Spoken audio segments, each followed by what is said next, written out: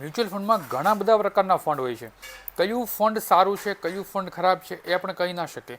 પણ જ્યારે પણ મ્યુચ્યુઅલ ફંડની અંદર રોકાણ કરતા હોઈએ ત્યારે આપણે જોવું જોઈએ કે એ ફંડની કેટેગરી કઈ છે. ફંડની કેટેગરી દેટ મીન્સ કે large cap, mid cap, small cap, large અને mid cap, contra fund, value fund, આવી અલગ અલગ પ્રકારની કેટેગરી હોય છે.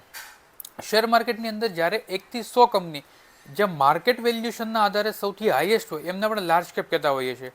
TCS છે, ઇન્ફોસિસ છે, લાઇક દેટ. ત્યાર પછી 101 થી 250 એ કંપની જે હોય છે એ મિડ કેપ કહેવાતી હોય છે. અને ત્યાર પછી 251 થી લઈને રેસ્ટ ઓફ બધી જ કંપની જનરલી સ્મોલ કેપ હોય.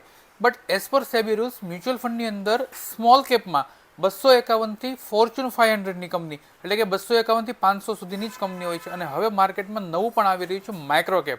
માઇક્રો કેપમાં 500 થી બિયોન્ડ જે કાંઈ હોય, જે સ્મોલ કેપ કરતાં પણ ઇમર્જિંગ શેર્સ હોય એમની અંદર ઇન્વેસ્ટમેન્ટ થતું હોય છે. વેલ્યુ ફંડ અને કોન્ટ્રા ફંડની અંદર અંડર વેલ્યુડ શેર જે હોય કે આજે નથી ચાલતા બટ ઇન ફ્યુચર ફંડ મેનેજરને એવું લાગે કે આમાં રોકાણ કરવા જેવું છે તો એ વેલ્યુ ફંડની અંદર ઇન્વેસ્ટમેન્ટ કરતા હોય છે. લાર્જ અને મિડ એ લાર્જ કેપ અને મિડ કેપ એ બંનેનો સમન્વય હોય છે. અને બધું જ લેવું હોય તો મલ્ટી કેપ અને ફ્લેક્સી કેપ જેવા બે ફંડો હોય છે જેમાં લાર્જ, મિડ અને સ્મોલ આ ત્રણેયનો સમન્વય થતો હોય છે. તો આમાં કયું ફંડ સારું છે, કયું ફંડ ખરાબ એ આપણે કહી ન શકીએ.